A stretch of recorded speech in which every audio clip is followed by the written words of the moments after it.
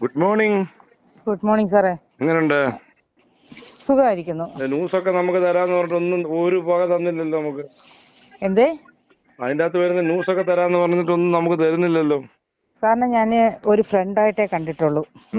സാറിനോട് ഞാൻ ഇപ്പൊ സംസാരിക്കാൻ വേണ്ടിട്ട് വിളിച്ചതാണ്. എന്തായിരുന്നു മാഡം? പിന്നെ അതായത് നല്ലൊരു ഗുഡ് ഫ്രണ്ടായിട്ട് മാത്രമേ ഞാൻ സാറിനെ കണ്ടിട്ടുള്ളൂ. എന്നും മരണകാലം വരെ ഏറ്റവും കേരളത്തിലെ ഏറ്റവും ഗുഡ് ഫ്രണ്ട് ആയിരിക്കും നമ്മള്. അപ്പോ അങ്ങനെ ഉള്ളിടത്ത് ഞാൻ താങ്കളടുത്ത് നിങ്ങൾ തമ്മിൽ എന്താണ് പ്രശ്നമെന്ന് ഞാൻ പല പ്രാവശ്യം സാറിനോട് ചോദിച്ചു. ഷാജി സാറും നിങ്ങളുമായിട്ട് എന്ത് അവനെ സാറൊന്നും വിളിക്കല്ലേ പ്ലീസ്, ദയവായിട്ട് എന്നോട് അവനെ സാറെന്ന് പറഞ്ഞ് പ്ലീസ് പ്ലീസ് പ്ലീസ് പ്ലീസ് അവനെ അങ്ങനെ വിളിച്ച് എന്നോട് സംസാരിക്കരുത് പ്ലീസ്.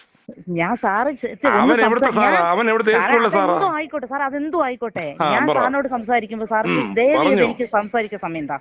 അതായത് ഞാൻ സാറിനോട് പറഞ്ഞതാണ് നിങ്ങൾ തമ്മിൽ എന്ത് വ്യക്തി വൈരാഗ്യമാണ് ഉള്ളതെന്ന് ഞാൻ സാറിനോട് പല പ്രാവശ്യം ചോദിച്ചതാ. അപ്പോ എന്നിട്ട് ഞാൻ സാറിനോട് പറഞ്ഞതാണ് സാറിന്റെ മകന്റെ നീതിക്ക് വേണ്ടിയിട്ടാണ് സാറ് പോരാടുന്നത് എന്ന് സാറിനോട് പറഞ്ഞപ്പോ സാറ് പറയുകയും ചെയ്തു എന്റെ മകന് നീതി കിട്ടി എന്ന് തന്നെ സാറ് പറഞ്ഞു അല്ലേ?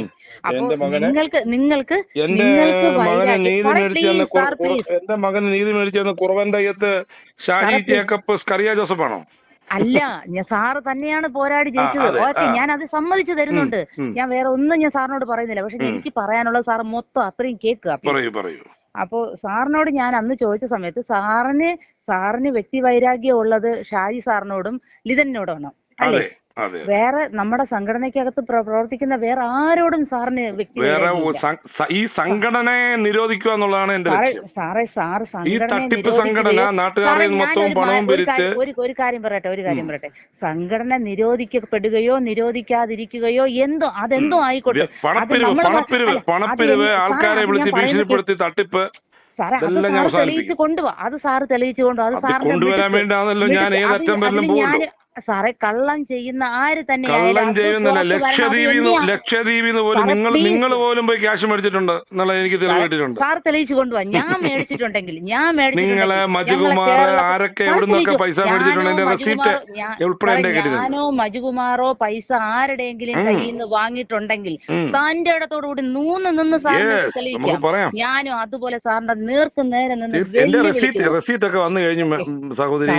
സാറേ എന്റെ പൊന്ന് സാറേ, സാർ കൊണ്ടുപോവാ. ഞാൻ പറയുന്നു ഞാനോ മജു സാറോ എവിടെന്നെങ്കിലും മജു ചേട്ടനോ എവിടെന്നെങ്കിലും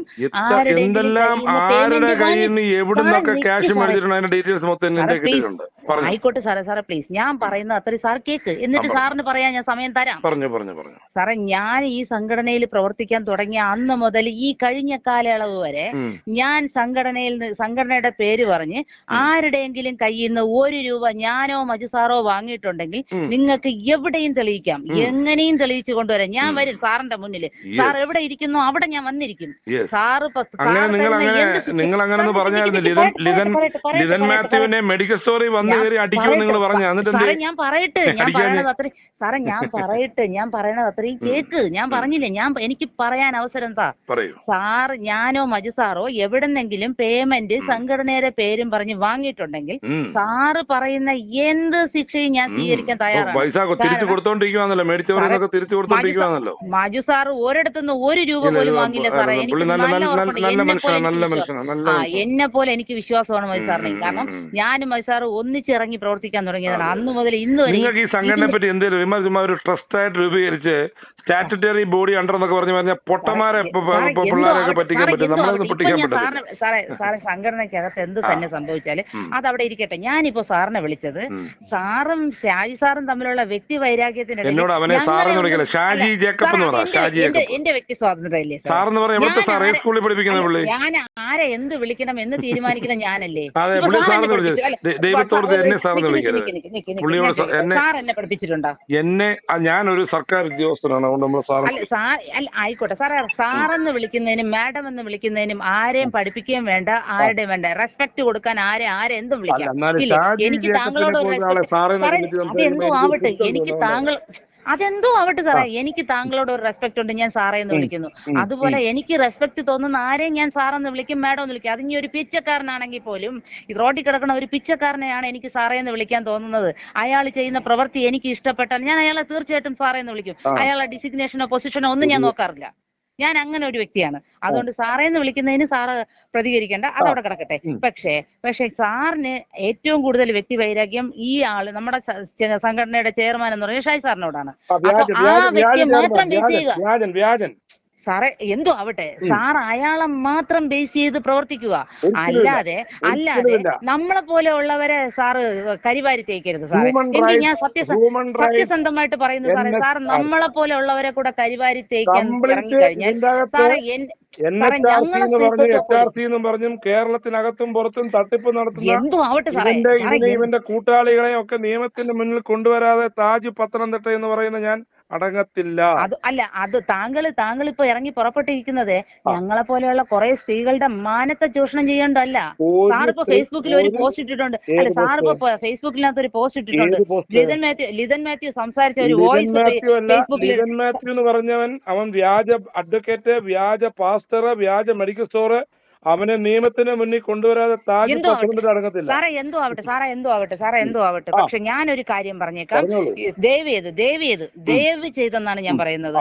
ദയവ് ചെയ്ത് എന്റെ പേരും കൂടെ വലിച്ചഴക്കുന്ന ഒരു ഓഡിയോ ആണ് സാർ ഫേസ്ബുക്കിൽ ഇട്ടേക്കുന്നത്. നിങ്ങൾക്ക് കേസ് കൊടുക്കുക സാറേ. എനിക്ക് കേസും വഴക്കൊന്നുമില്ല. സാറേ എനിക്ക് മനുഷ്യാവകാശ കമ്മീഷനിലും പോകണ്ട, ഒരു പോലീസ് സ്റ്റേഷനും പോകണ്ട സാറേ. ഞാൻ പത്തനംതിട്ട ഇന്ന് എത്തുമെന്ന് വെച്ചാൽ ഇന്നെത്തും. അത് വേറെ കാര്യം സാറേ. സാറിന്റെ മുന്നിൽ ഗീത എത്തും സാറേ, സാറിന്റെ മുന്നില്. കാരണം ഞാൻ ഇന്ന് വരെ സാറിന്റെ റെസ്പെക്ടോടുകൂടിയ സാറേ എന്റെ അടുത്ത് സാറ് വെല്ലുവിളിക്കരുത്. കാരണം എന്താന്ന് വെച്ചാൽ ഞാൻ സാറിന് യാതൊരു വെല്ലുവിളിയില്ല, യാതൊരു വ്യക്തി വരെ സാറെ സഹോദരി എന്ന് സാറ് വിളിക്കുന്നു. ഞാൻ അതല്ലേ പറഞ്ഞ, എനിക്ക് സാറിനോട് യാതൊരു വ്യക്തി വൈരാഗ്യവും ഇല്ല. ഞാൻ സാറേന്ന് വിളിക്കുന്നത്. പക്ഷെ വ്യക്തി വൈരാഗ്യം സാറിന് ഇല്ല, എനിക്കും ഇല്ല. പക്ഷെ വൈരാഗ്യം ഉണ്ടാക്കരുത് സാറേ, പ്ലീസ്. ദയവ് ചെയ്ത് ഞാൻ പറയുന്നു. നിങ്ങളെ വൈരാഗ്യം എനിക്കുണ്ടാക്കി എനിക്കെന്ത് സംഭവിക്കാനാ? നിങ്ങളാരാ സാറേ? ഞാൻ സാറിന്റെ അടുത്ത് പറഞ്ഞു. അല്ല ഞാൻ കേക്കട്ടെ സാറേ. സാറിനെ എന്നെയും കൊല്ലാൻ അനുവാദമില്ല, എനിക്ക് സാറിനെ കൊല്ലാനും അനുവാദമില്ല. അനുമതിയുണ്ടോ സാറേ? അത് എന്തോ ആവട്ടെ. ഞാൻ ഷാജി സാറിനെ തൂക്കിക്കൊല്ലി, സാറിനെ തൂക്കിക്കൊല്ലി അങ്ങനെയൊന്നുമില്ല. ഞാനോ എന്റെ വീട്ടുകാരോ ഞാൻ സാറിനെ കുറിച്ചോ ഇല്ലെങ്കിൽ സാറിന്റെ വൈഫിനെ കുറിച്ചോ സാറിന്റെ മക്കളെ കുറിച്ചോ ആരെ കുറിച്ചോ ഞങ്ങൾ പറഞ്ഞില്ല. എന്റെ മോൾ എന്താ എവിടെയെങ്കിലും കൂടെ ഒളിച്ചോടി പോയോ? മോളെ സാറേ അങ്ങനെ നിങ്ങൾ ഷാജി സാറിന്റെ വൈഫിനെ എന്റെ ഭാര്യ എന്താ ആദ്യ ഭർത്താവിനെ ശത്രു എന്ന് പറയുന്നത് നിങ്ങളെ ഷാജി സാറിനെ മാത്രം ബേസ് ചെയ്യുക. എന്റെ ഭാര്യ ആരെങ്കിലും കൊന്നിട്ടുണ്ടോ? എന്റെ മകളെ എവിടെയെങ്കിലും കൂടെ ഒളിച്ചോടി പോയോ? ആരെ കൂടെ ഒളിച്ചോടി? ഞാൻ പറഞ്ഞല്ലോ, നിങ്ങള് ഈ കോൾ റെക്കോർഡ് ചെയ്യണം, ഞാനും റെക്കോർഡ് ചെയ്യുന്നുണ്ട്. എനിക്ക് നിങ്ങൾ ഈ വിളിച്ചത് പോലും ഞാൻ ഫേസ്ബുക്കിൽ പോസ്റ്റ് ചെയ്യും. സാറിട്ടോ എനിക്ക് പ്രശ്നമല്ല. പക്ഷെ ഒരു കാര്യമുണ്ട് സാറിട്ടോ പ്രശ്നമല്ല. നിങ്ങൾ എന്റെ മുന്നിൽ വന്ന് ഇനി എന്റെ മുന്നിൽ വന്ന് നിന്നാ എനിക്ക് എന്ത് ചെയ്യാനാ സാറേ? എനിക്ക് സാറിനോട് ചോദിക്കാനുള്ള ഒരൊറ്റ കാര്യമേ ഉള്ളൂ. ഞാൻ സാറിനെ ഇല്ലെങ്കിൽ ഞാനോ ഇതിനകത്ത് പേര് പറയുന്ന ആരെങ്കിലും ഒരു ലേഡിയോ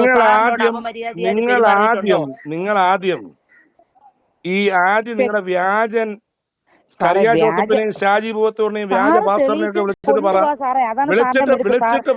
വിളിച്ചിട്ട് പറ സാറേ. എനിക്ക് ഞാൻ ആരെ എന്ത് വിളിച്ച് പറയണമെന്ന് ഞാനില്ല, എന്റെ വ്യക്തിത്വം പറഞ്ഞാ മതി. അത് എന്റെ വ്യക്തിത്വം. വിളിച്ചു പറഞ്ഞാൽ മതി. ഇപ്പൊ ഞാൻ സാറിനോട്